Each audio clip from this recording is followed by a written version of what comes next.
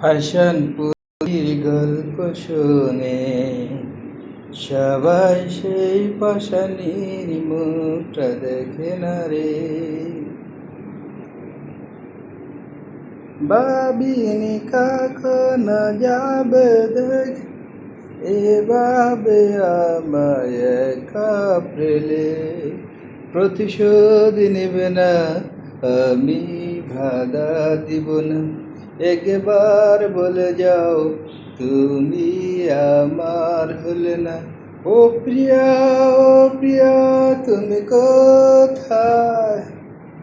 বুকের যেমন ব্যথা কান্নার লোনা জলে, ঢেউ ভাঙা চোখের নদীতে অন্যের হাত ধরে চলে গেছে দূরে, পারি না তোমায় ভুলে যেতে।